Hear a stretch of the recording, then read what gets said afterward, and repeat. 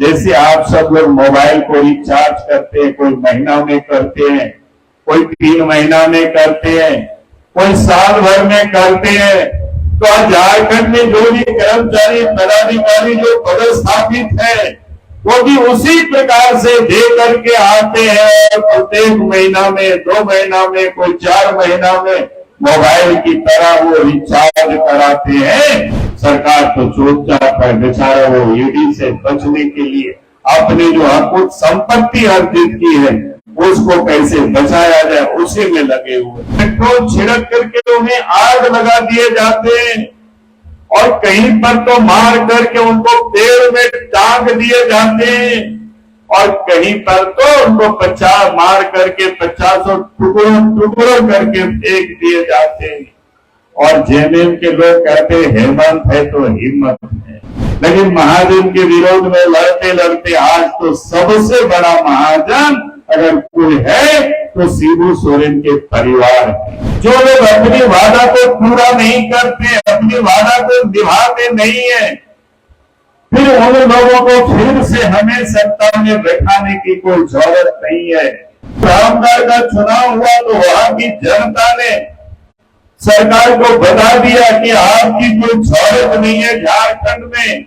अब बारी है डूमरी के मतदाता भाई और बहनों की। इस राज्य के मुख्यमंत्री अगर लुटेरों का संरक्षण देता हो, उस लूट में खुद शामिल हो, लूट की माल अगर अपना तिजोरी में वो भरता हो, तो फिर उनसे कैसे उम्मीद कर सकते हो कि झारखंड से इस लूट को वो बंद करेंगे। अब उस सरकार ने जितनी भी वादा किए थे, पहले तो इन्होंने नौजवानों के लिए वादा किया था कि हम 5 लाख लोगों को साल में रोजगार देंगे।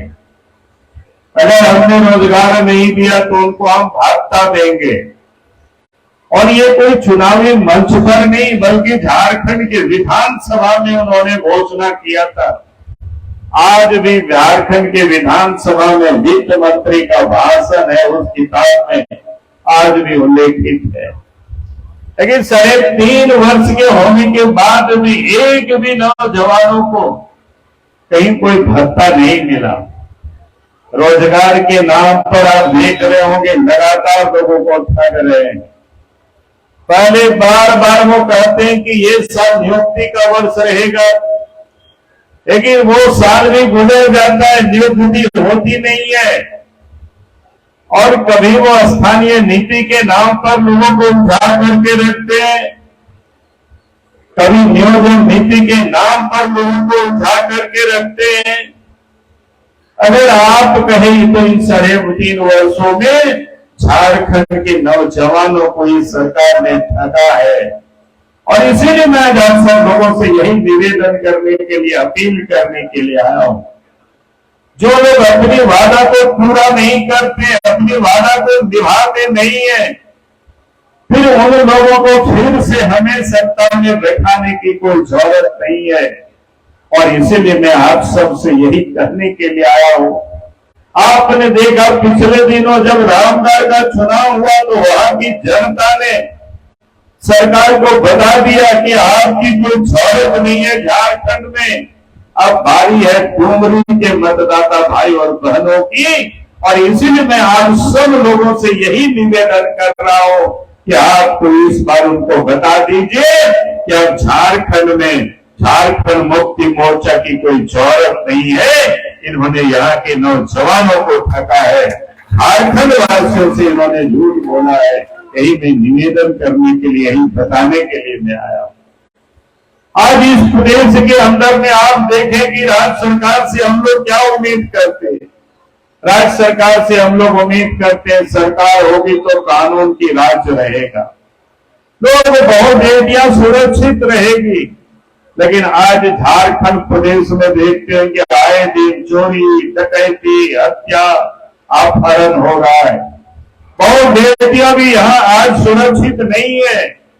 यहां तक कि आप देखते होंगे कहीं पर पेट्रोल छिड़क करके उन्हें आग लगा दिए जाते हैं और कहीं पर तो मार करके उनको पेड़ में टांग दिए जाते हैं और कहीं पर तो उनको 50 मार करके 50 टुकड़ों करके फेंक दिए जाते हैं। और जेएमएम के लोग कहते हेमंत है तो हिम्मत है। यानी हेमंत सोरेन के राज्य में भी अपराधियों के भी हिम्मत है, तभी इस प्रकार के वो लोग को कृत्य करते हैं। और इसीलिए मैं आप सब लोगों से यही कहने के लिए आया हूं कि आज इस प्रदेश के अंदर में कानून व्यवस्था पूरी तरह से बिगड़ी हुई है। आखिर ये परिस्थितियां क्यों पैदा हो, आखिर इस प्रकार की स्थिति के पैदा होने के पीछे का कारण क्या है? मैं आपको इस बात का कहने के लिए आया हूं, क्योंकि जिसका काम था अपराधियों को पकड़ना, पुलिस का काम होता है अपराधियों को पकड़ना, उनको जेल में डालना, उनको सजा दिलाना।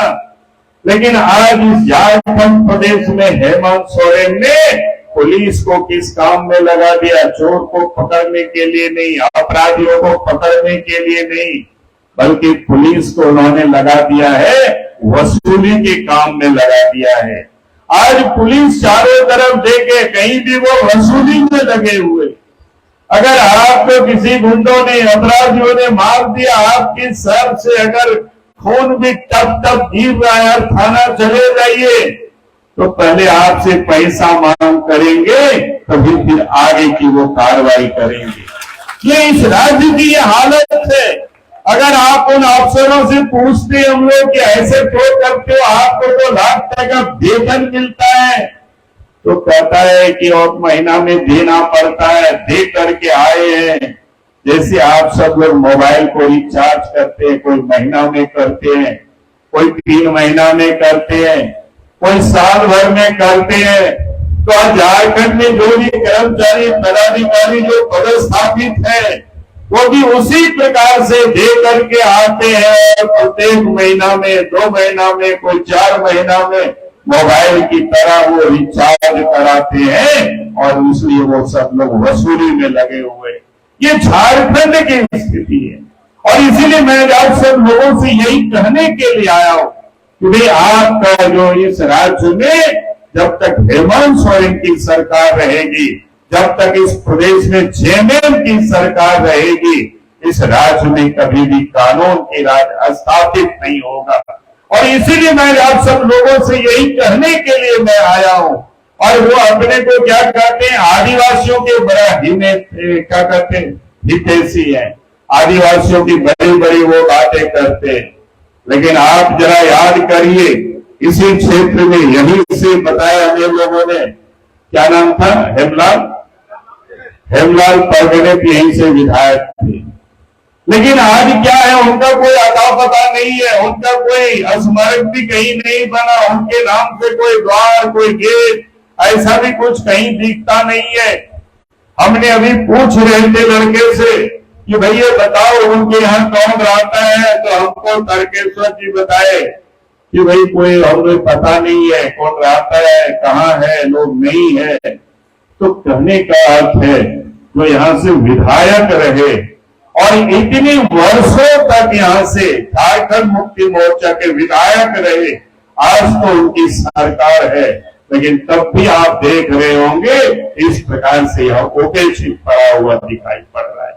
मैं आज आपको विश्वास दिलाता हूं, आपके इस बार भारतीय क्या कहते हैं, 800 गठबंधन को, एनडीए गठबंधन को, 800 के प्रत्याशी को, यशोदा देवी जी को आप जिताइए, तो निश्चित रूप से उनके जो यहाँ सम्मान जो मिलना चाहिए, गांव आते ही लोगों को ये पता चलेगी, तो उसके लिए यहाँ पर हम सब लोग व्यवस्था करेंगे।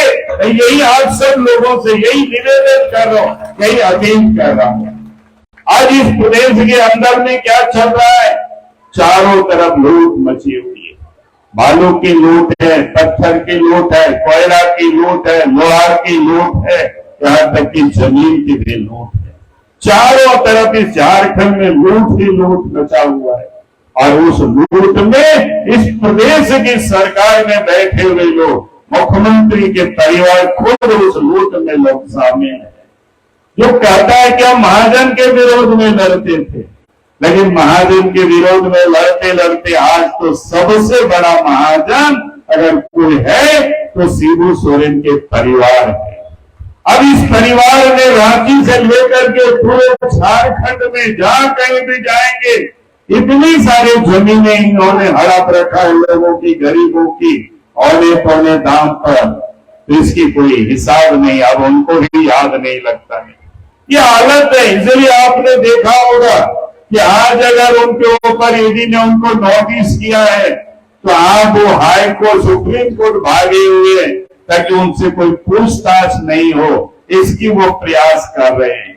और ये कोर्ट कहता है कि हम आदिवासी के बेटा है। हमने कहा कि भैया अगर आपने कोई गड़बड़ नहीं किया है तो आप भाग क्यों रहे, सुप्रीम कोर्ट क्यों जा रहे हो, बड़े बड़े वकीलों को क्यों ला रहे हो? भाई आप चले गए ईडी के दफ्तर में, आप बता दीजिए कि हमारा ये संपत्ति है, हमने कोई गलत नहीं किया है, तो आपको क्यों आपको परेशान होना है? लेकिन आज तो जानते हैं कि उन्होंने जो गड़बड़ किया है, जो उन्होंने लूटा है, तो स्वाभाविक है उनको लगता है कि ये हम बता नहीं पाएंगे तो हमारी क्या हाल होगी, तो बचने की वो नए नए तरकीब अपना रहे। तो मैं आपको ये कहने के लिए आया हूं, इस राज्य के मुख्यमंत्री अगर लुटेरों का संरक्षण देता हो, उस लूट में खुद शामिल हो, लूट की माल अगर अपना तिजोरी में वो भरता हो, तो फिर उनसे कैसे उम्मीद कर सकते हो कि झारखंड से इस लूट को वो बंद करेंगे? अब याद करिए, अगर आपको घर में कोई प्रधानमंत्री आवास बनाना हो या अपना छोटा मोटा घर भी अपने पैसे से बनाते हैं, तो नदी से अगर आप बालू लाते हैं तो आपके ट्रैक्टर को पुलिस वाले पकड़ लेंगे। आपको या तो आप घूस दीजिए या फिर आपको कोर्ट से आपको डील करना पड़ेगा। यानी आज इस प्रदेश के अंदर में झारखंड के लोगों को बालू तक भी लोगों को नसीब नहीं है।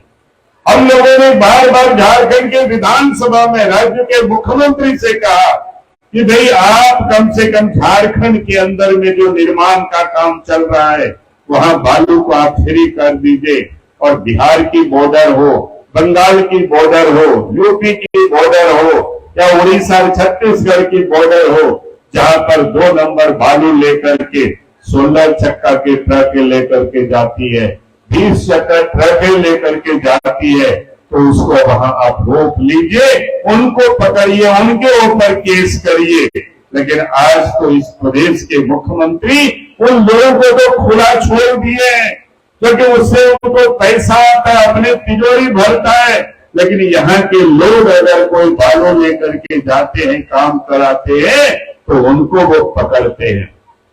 हमने तो मुख्यमंत्री जी से कहा आप याद करो, जब इस प्रदेश में सरकार बीजेपी की थी, हम लोग जब बने थे उस समय खान मंत्री रविंद्र राय जी हुआ करते थे, हम लोगों ने बालू घाट को फ्री कर दिया था। कहीं किसी को पैसा नहीं लगता था, कोई पुलिस वाले, कोई अफसर किसी को पकड़ता नहीं था, किसी को कोई तंग नहीं करता था। लेकिन आज इस प्रदेश के अंदर में यही हो रहा है, और इसीलिए मैं आप सभी भाइयों बहनों से यही कहने के लिए मैं आया हूं कि आज आप इस प्रदेश में भ्रष्टाचार आप देख रहे हैं, चारों तरफ जाते हैं, ब्लॉक में जाइए, अंचल में जाइए, थाना में या जिला में, कहीं भी आप जाएंगे, बिना पैसा से कोई काम नहीं होता है। और उसका कारण यही है। हमें से बहुत लोग पूछते हैं ये भ्रष्टाचार कैसे समाप्त होगा। मैं लोगों से कहता हूं कि हम लोगों ने प्रैक्टिकल करके देखा है। जिस दिन सत्ता में बैठे हुए लोग ट्रांसफर पोस्टिंग में और महीना में पैसा लेना बंद कर दे अफसरों से, फिर किसी अफसर की हिम्मत नहीं होगी तो गरीब जनता से पैसा वसूल करे। लेकिन आज तो सत्ता में बैठे हुए लोग ही पैसे वसूल रहे, तो वो अफसर गरीबों से पैसा वसूलते हैं। और इसीलिए मैं कहा कि भ्रष्टाचार हेमंत सोरेन के रहते, जेएमएम की सरकार के रहते ये कभी समाप्त नहीं हो सकता है। यही मैं कहने के लिए आया हूं। और आज आप देखें, जब जब देश में, प्रदेशों में बीजेपी के नेतृत्व में सरकार होती है तो चर्चा विकास की होती है, काम विकास का होता है। और जब कांग्रेस और जेएमएम जैसे लोगों की सरकार होती है तो चर्चाएं पूरे लूट की होती है। और इसीलिए मैं आज आप सबसे कह रहा हूं कि आज इस प्रदेश में जो लुटेरी सरकार है उसको यहीं से, डुमरी से पहले उखाड़ के फेंकना है, और आने वाले कल में झारखंड से भी उखाड़ करके फेंकना। आज आप देख रहे होंगे इस देश के प्रधानमंत्री नरेंद्र मोदी जी इस प्रकार से गरीबों की चिंता करते, किसानों की चिंता करते, मजदूरों की चिंता करते, आदिवासियों की चिंता करते, दलितों की चिंता करते। जब कोरोना काल आया सब कुछ बंद हो गया, कल कारखाने बंद हो गया, गाड़ी भी आना जाना बंद हो गया, सबको लग रहा था कि अब कैसे जिएंगे। लेकिन देश के प्रधानमंत्री नरेंद्र मोदी जी ने गरीबों के जन धन खाते में भी पैसा भेजा और इसके साथ साथ गरीबों को फ्री में अनाज भी उपलब्ध करा रहे। लेकिन आज दुख होता है इस प्रदेश के अंदर में जो हेमंत सोरेन की सरकार है वो भी फ्री का अनाज ठीक से गरीबों के यहां तक नहीं पहुंच रहा है। और इसीलिए मैं आज आप सब लोगों से कह रहा हूं, देश के प्रधानमंत्री नरेंद्र मोदी जी गरीबों का घर कैसे बने उसकी वो चिंता करते हैं।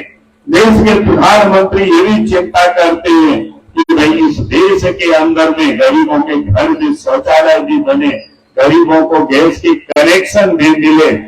यानी देश के अंदर में गरीबों के लिए जो वो चिंता करते, लेकिन देश के राज्य के जो मुख्यमंत्री है हेमंत सोरेन जी वो गरीबों की चिंता नहीं करते, उस पर कोई सोचते ही नहीं है।